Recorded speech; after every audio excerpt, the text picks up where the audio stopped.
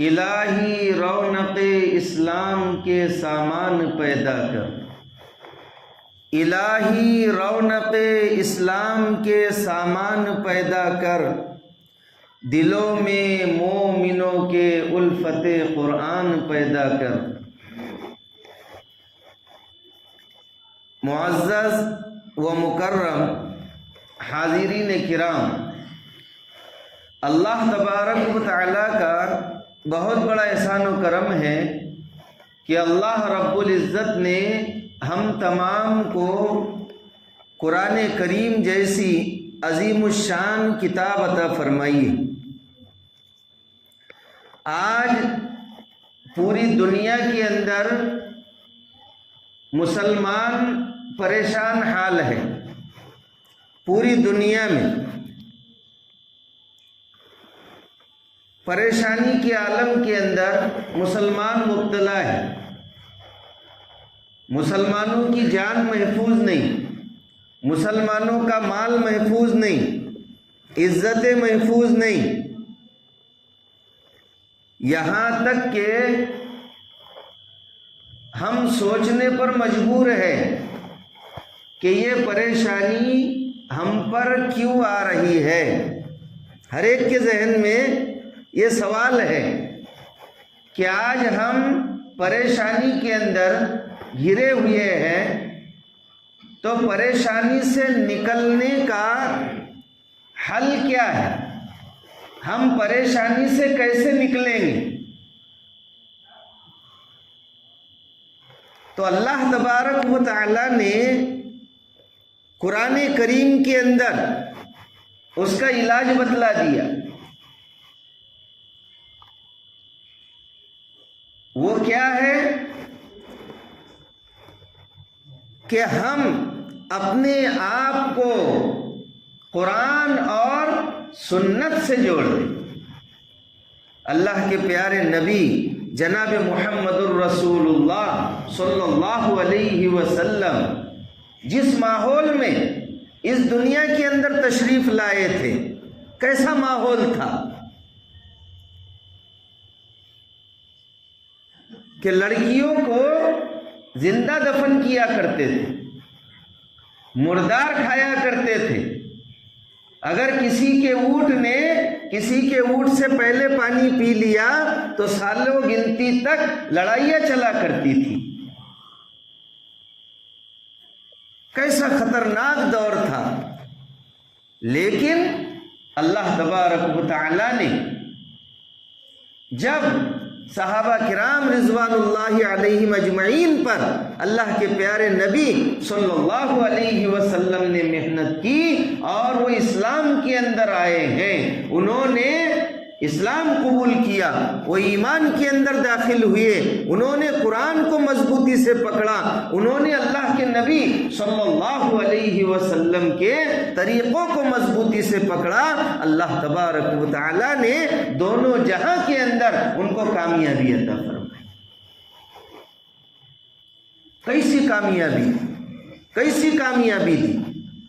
اللہ تبارک و تعالی نے قرآن کریم کے اندر فرما دیا۔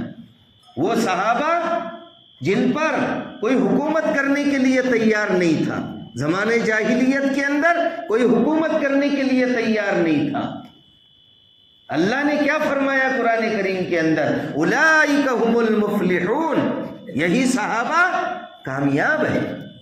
کہیں فرمایا اولئک هم الصادقون، یہی صحابہ سچے ہیں۔ کہیں فرمایا اولئک هم الراشدون، یہی صحابہ ہدایت یافتہ ہے۔ کہیں فرمایا کنتم خیر امت اخرجت للناس، کہ تم بہترین امت ہو، لوگوں کو فائدہ پہنچانے کے لیے نکالی گئی ہو۔ اور اللہ تبارک و تعالی نے آخر میں تو سرٹیفکیٹ دے دیا، رضی اللہ عنہم ورضوا عنہ، اللہ ان سے راضی، اللہ ان سے راضی اور وہ اللہ سے راضی۔ کتنا بڑا سرٹیفکیٹ ہے یہ! کب ملا؟ وہ صحابہ جن کے اوپر کوئی حکومت کرنے کے لیے تیار نہیں تھا، لیکن جب اسلام کے سائے میں آ گئے، جب محمد کے دامن کو پکڑ لیا، جب قرآنی تعلیمات پر انہوں نے عمل شروع کر دیا، اللہ تبارک و تعالی نے ان کو ایسا سرٹیفکیٹ عطا فرمایا، اور بارگاہ نبوت سے بھی ان کو سرٹیفکیٹ ملا۔ کیا سرٹیفکیٹ ملا؟ اصحابی کالنجوم بأیہم اقتدیتم اہتدیتم، میرے صحابہ ستاروں کے مانند ہے، جس کی بھی تم پیروی کر لو گے کامیاب ہو جاؤ گے۔ حضرت عمر رضی اللہ عنہ، اللہ کے نبی نے کیا فرمایا؟ اے عمر، جس راستے سے تم گزرتے ہو اس راستے سے شیطان کے گزرنے کی ہمت نہیں ہوتی۔ یہ کب ملا؟ جب قرآن کو اپنی زندگی میں داخل کیا۔ آپ نے دیکھا ہوگا چکی میں گیہوں، جوار وغیرہ پیسنے کے لیے جاتے ہیں تو اس کے دو پارٹ ہوتے ہیں، ایک نیچے ہوتا ہے اور ایک اوپر ہوتا ہے۔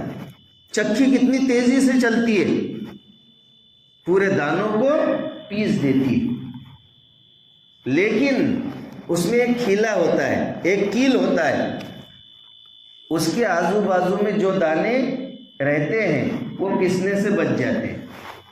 اس دانے کے آزو بازو ارد گرد پاس میں چپکے ہوئے جو دانے ہوتے ہیں وہ پسنے سے بچ جاتے ہیں، ورنہ وہ دانے پورا ایک دم آٹا بن جاتے ہیں۔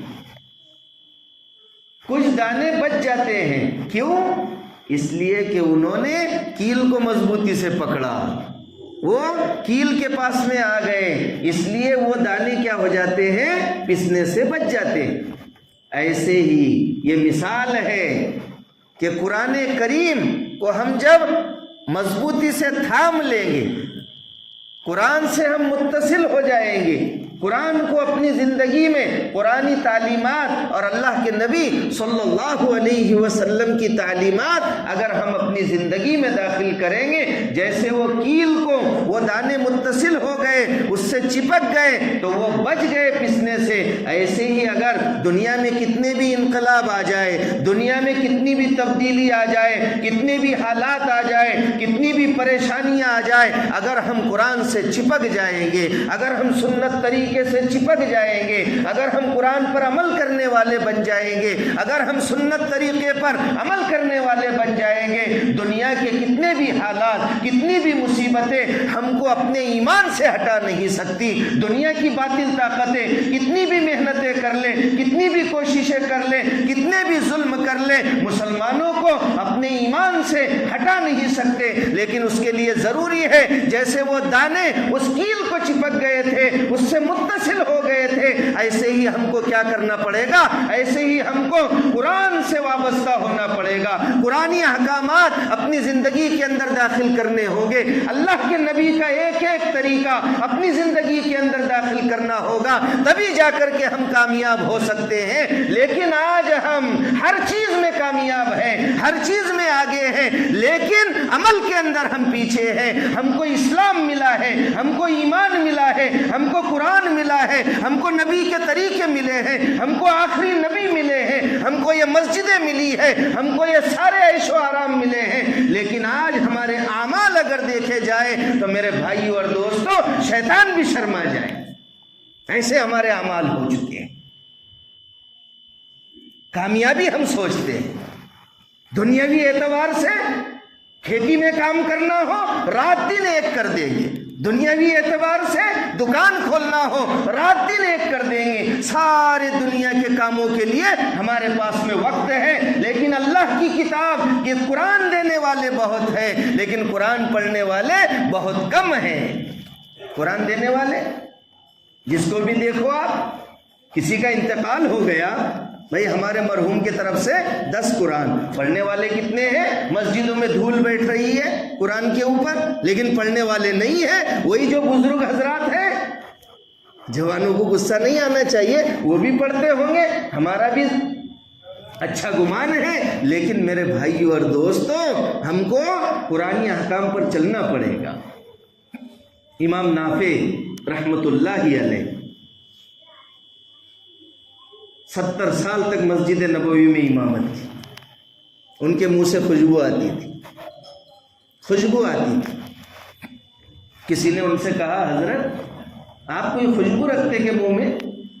یا کوئی اچھی خوشبو لگاتے، کیا آپ کے منہ سے خوشبو آتی ہے؟ حضرت نے کہا نہیں، میں کوئی خوشبو نہیں لگاتا۔ پھر بولے خوشبو کیسی آتی؟ تو کہا کہ میں قرآن پڑھتا تھا، ایک دن کثرت سے قرآن پڑھتے تھے، ایک دن اللہ کے نبی صلی اللہ علیہ وسلم کی زیارت ہوئی خواب میں۔ اللہ ہم سب کو نصیب فرمائے۔ وہاں پیر ذوالفقار صاحب نقش بندی دامت برکاتہم العالیہ کو 30 سال کے اندر 100 مرتبہ اللہ کے نبی کی زیارت ہوئی، 100 مرتبہ، 100 مرتبہ زیارت ہوئی۔ انہوں نے وجہ بتلائی کہ میں بد نظری سے اپنے آپ کو بچاتا تھا، بد نظری، بد نگاہی، ادھر ادھر دیکھنا، ادھر ادھر تاک جھاک کرنا، اس سے جو ہے نورانیت ختم ہو جاتی ہے۔ تو کیا کہا؟ خوشبو آتی تھی۔ اللہ کے پیارے نبی صلی اللہ علیہ وسلم میرے خواب میں تشریف لائے اور کہا نافع تو کتنا اچھا قرآن پڑھتا ہے، تو کتنا اچھا قرآن پڑھتا ہے، میرا دل چاہتا ہے کہ تیرا بوسہ لے لوں۔ اللہ کے نبی کے طریقوں پر چلیں گے، ہاں اللہ کے نبی پر درود پڑھیں گے، اللہ تبارک و تعالی آپ کی زیارت نصیب فرمائے گا۔ اللہ کے نبی کے طریقوں پر جو چلتا ہے، سنت طریقوں پر جو چلتا ہے، جو قرآن کی تلاوت کرتا ہے، اللہ کے نبی کی اس کو زیارت ہوتی ہے۔ ہماری زندگی اگر 24 گھنٹے کی زندگی، جماعت میں بتلایا جاتا 24 گھنٹے کی زندگی صفت صلاۃ پر آ جائے۔ کیا ہے صفت صلاۃ؟ صرف جملے ہیں، صرف بولنا ہے؟ نہیں، صفت صلاۃ کا مطلب یہ ہے جیسے نماز میں کھڑے رہتے ہیں اللہ کے سامنے، کھانا پینا نماز سے پہلے جائز تھا، لیکن جیسے ہی نیت باندھ لیے اب کھا نہیں سکتے، پی نہیں سکتے، کسی سے بات نہیں کر سکتے، جو چیزیں نماز سے پہلے حلال تھی وہ نماز میں حرام ہو گئی، نہیں کر سکتے وہ چیزیں۔ جیسے نماز میں کھڑے ہیں ویسے جو ہے ہماری 24 گھنٹے کی زندگی گزرے۔ بولے اللہ کے نبی نے میرا بوسہ لیا، تب سے میرے منہ سے خوشبو آنے لگی۔ صحابہ جنگ کے میدان میں بھی قرآن کی تلاوت نہیں چھوڑتے تھے، نماز نہیں چھوڑتے تھے۔ آج ہمارے اوپر حالات آ رہے، ہماری نمازیں چھوٹ جا رہی، حالانکہ جس کو منانا ہے اس کے سامنے اپنی درخواست رکھنا ہے، راتوں میں اٹھ کر اللہ کو منانا ہے۔ رات میں اٹھے بغیر کوئی ولی بن نہیں سکتا، تہجد میں اٹھے بغیر کوئی ولی بن نہیں سکتا۔ سب سے بہترین، سب سے افضل نماز فرض نمازوں کے بعد وہ تہجد کی نماز ہے۔ افضل ترین نماز فرض نماز کے بعد وہ تہجد کی نماز ہے، اس لیے رات میں اٹھنا پڑے گا۔ حسن بصری رحمۃ اللہ علیہ سے کسی نے کہا حضرت تہجد میں آنکھ نہیں کھلتی، کیا وجہ ہے؟ حضرت نے کہا اپنے دن کے اعمال کو درست کر لو، اللہ رات کے اعمال کی تم کو توفیق دے گا۔ دن کے اعمال ہمارے کیسے ہو گئے، ہم اپنے گریبان میں جھانک کر دیکھیں۔ 2 صحابہ کی ڈیوٹی لگی، پہاڑ کے اوپر، پہاڑی پر ڈیوٹی لگی۔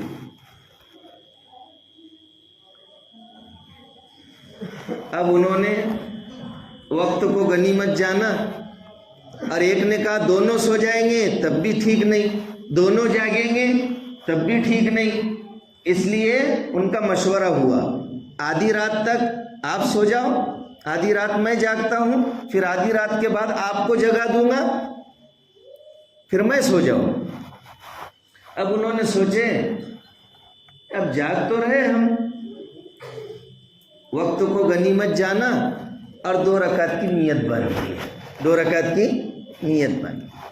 اب ایسا تو تھا نہیں کہ موبائل، آج تو ہمارے نوجوانوں کی، ہماری زندگیاں موبائلوں کی وجہ سے برباد ہو رہی ہیں۔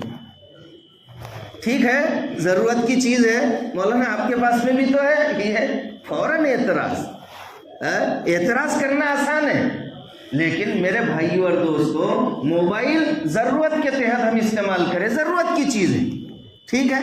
اب انہوں نے کیا کیا، نیت باندھ لی، ایک ساتھی سو گئے، نیت باندھ لی، اللہ ہم سب کو نصیب فرمائے، نیت باندھ لی، سورہ کہف شروع کر دیے، سورہ کہف، جمعہ کے دن سورہ کہف پڑھیں گے، ہفتے بھر تک روشنی رہیں گی، ہفتے بھر تک روشنی رہے گی۔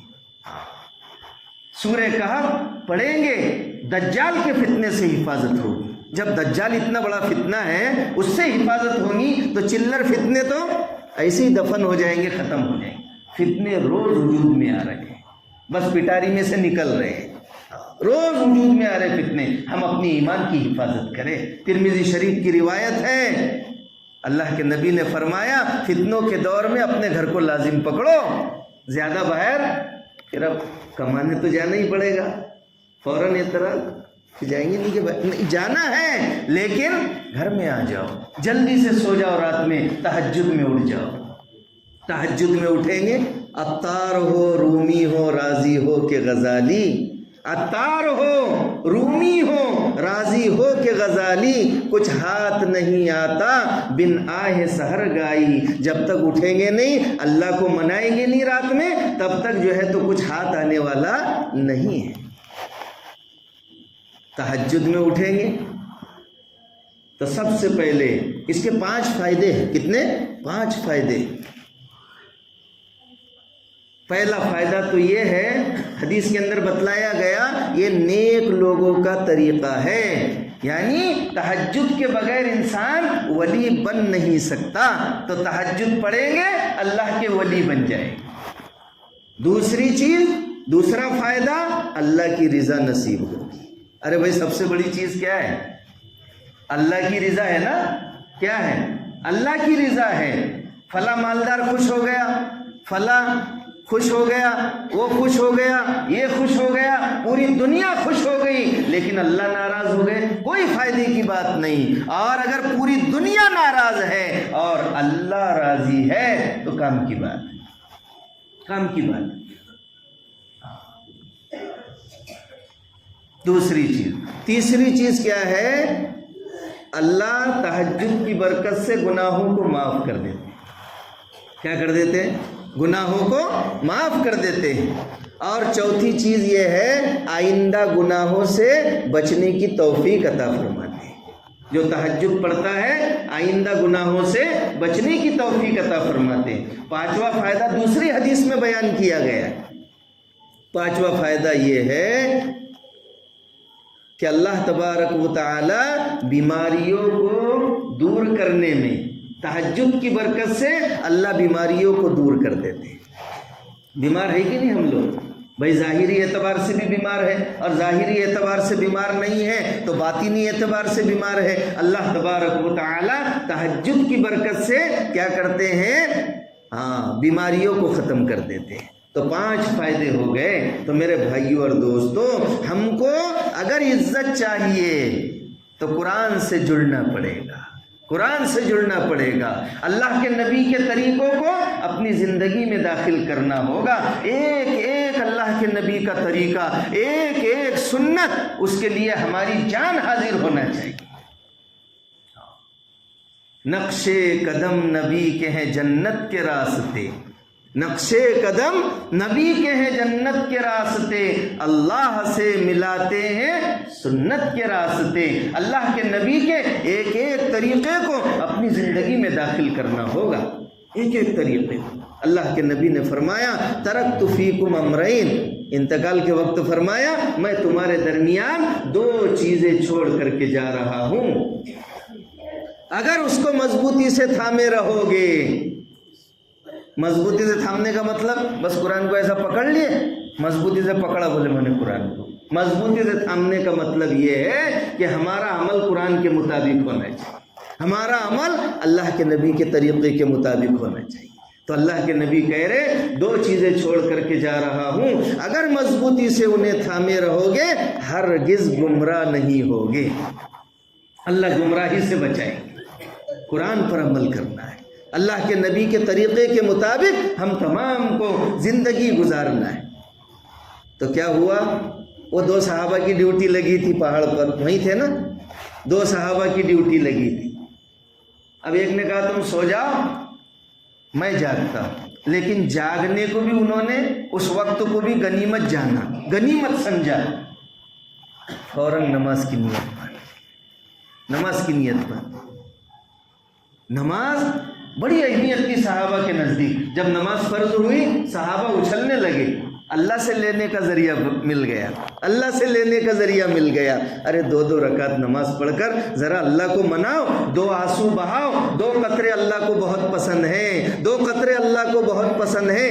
ایک جو اللہ کے راستے میں جنگ کے میدان میں جو قطرہ گرتا ہے، قطرہ زمین پر گرنے سے پہلے شہید کی مغفرت ہو جاتی ہے، اور ایک وہ قطرہ جو تنہائی میں وہ اللہ کے سامنے روتا ہے، اللہ کے سامنے گڑ گڑاتا ہے، اللہ کو مناتا ہے، اللہ کا ذکر کرتا ہے، اللہ کو یاد کرتا ہے، اور اس کی آنکھوں سے آنسو جب گرتے ہیں، اللہ تبارک و تعالیٰ کو یہ 2 قطرے بہت پسند ہیں۔ جیسے ہیرے موتی کی قیمت ہے، اس سے بھی زیادہ قیمت اللہ تبارک و تعالیٰ کے نزدیک ان 2 قطروں کی ہے۔ لیکن کبھی ہم رو کر تو دیکھو، ابھی جنگ کے میدان میں جانا نہیں ہے، لیکن اللہ کے سامنے رو کر دیکھو، اللہ کے سامنے گڑ گڑا کر کے دیکھو، اللہ کو منع کر کے دیکھو۔ آج ہم نے دنیا والوں کو منانا سیکھ لیا، وہ فلاں مالدار مجھ سے ناراض ہو گیا، فلاں آمدار مجھ سے ناراض ہو گیا، وہ فلاں جو ہے تو مجھ سے ناراض ہو گیا۔ لیکن جو اللہ تبارک و تعالی ساری کائنات کا مالک ہے، ساری کائنات کا خالق ہے،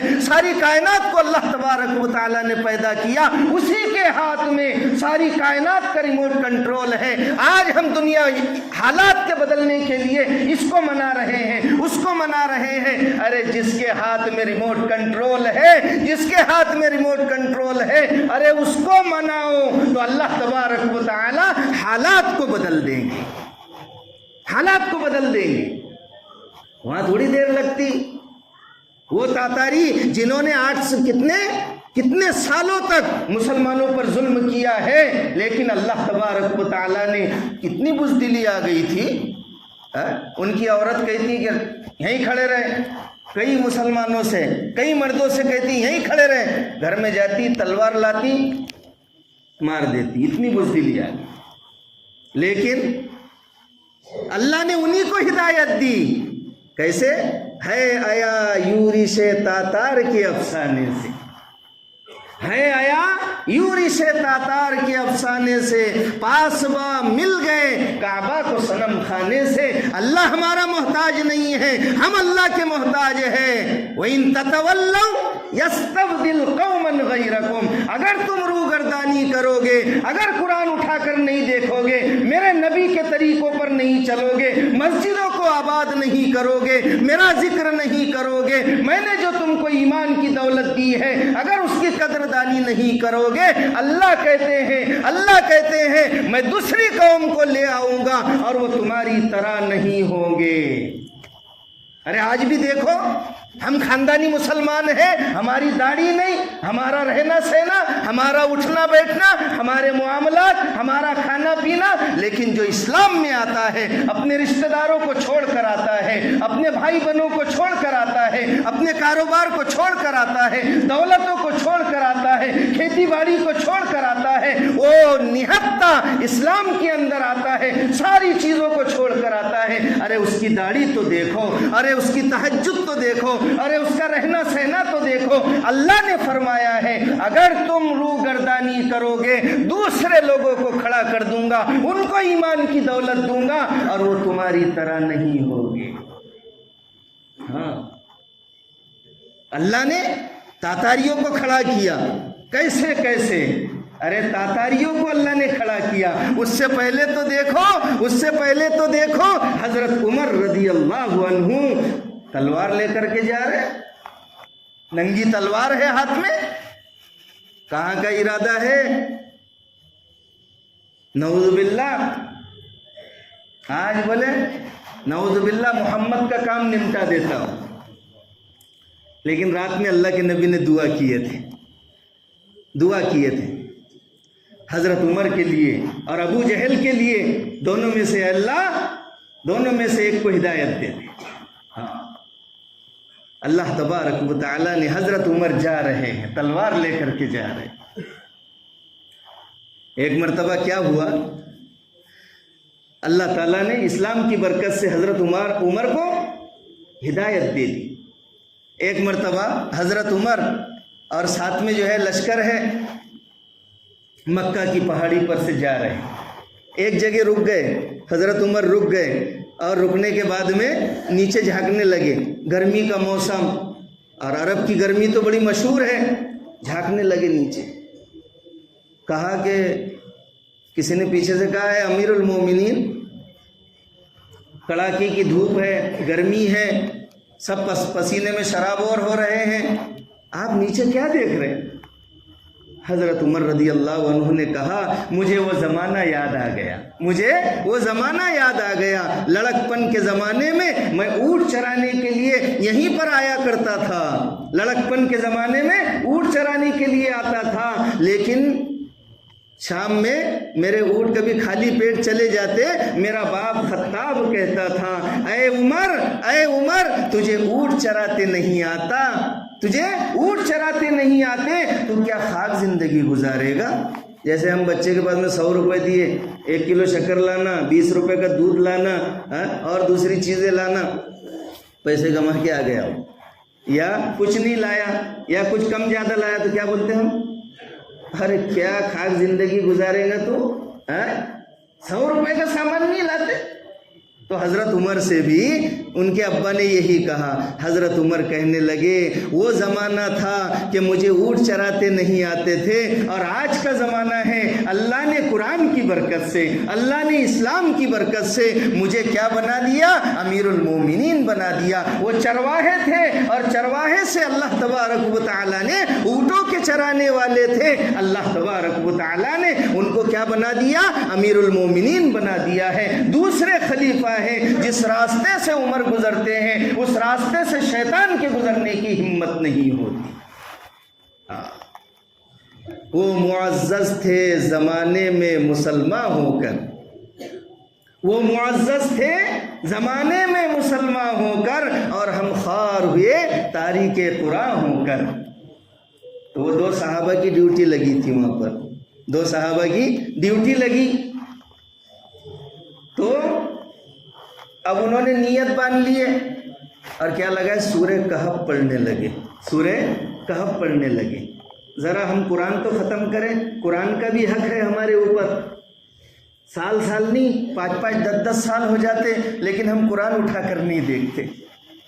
ہاں، روس میں جب پابندی لگی کہ قرآن نہیں پڑھ سکتے تو ایک بڑھیا روس میں باہر کھڑی دیکھ رہی تھی، تو عرب کے لوگوں کو دیکھا آتا ہوا، کہنے لگے شاید یہ مسلمان معلوم ہو رہے، تو ان کے پاس میں گئی، ان کو بلایا اور کہا آپ کے پاس قرآن ہے؟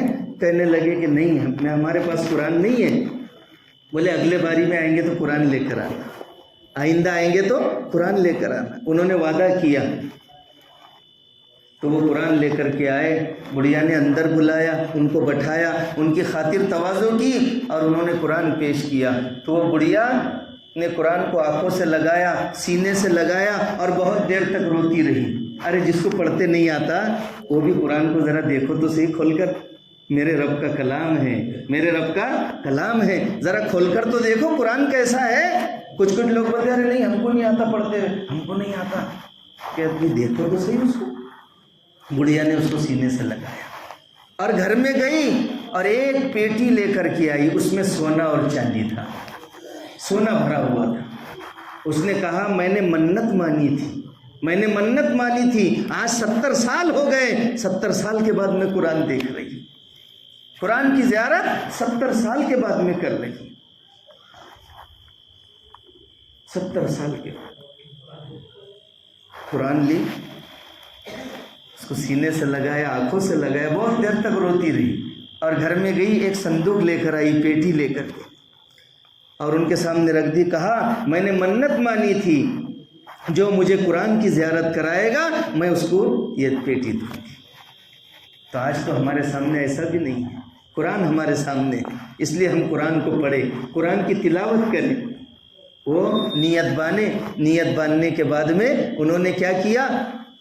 سورہ کہف لگا، سورہ کہف پڑھنے لگے، پہلا تیر لگا، دوسرا تیر لگا، لیکن نماز نہیں توڑی۔ وہ مسئلہ الگ ہے کہ بھئی خون نکلنے سے نماز ٹوٹیں گی نہیں ٹوٹیں گی، وہ مسئلہ الگ، لیکن استغراق کا عالم تھا۔ کیسا عالم تھا؟ استغراق کا عالم تھا، ایک دم پوری توجہ نماز کی طرف تھی، پوری توجہ قرآن کی تلاوت کی طرف تھی، ایک دم نماز میں مشغول تھے، نماز پڑھنے لگے، تیر پر تیر کھا رہے ہیں، لیکن نماز نہیں توڑی۔ بعد میں جلدی سے نماز ختم کی اور اپنے ساتھی کو جگایا۔ کہا پہلے کیوں نہیں جگایا؟ کہا میں نے سورہ کہف شروع کی تھی، اگر مجھے فرض منصبی میں کوتاہی کا اندیشہ نہ ہوتا کہ میری ذمہ داری ہے کہ میں آپ کو اٹھاؤں، ہماری ذمہ داری ہے یہ یہاں پر نگرانی کی، اس لیے میں نے آپ کو جگا دیا۔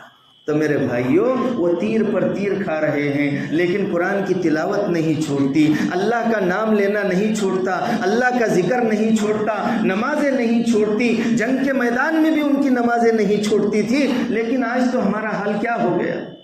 جتنے ہم جمعہ میں ہیں، ہر نماز میں اگر آنے والے بن جائے، انشاءاللہ حالات بدل جائیں۔ سب کریں گے بھائی انشاءاللہ؟ ہاں۔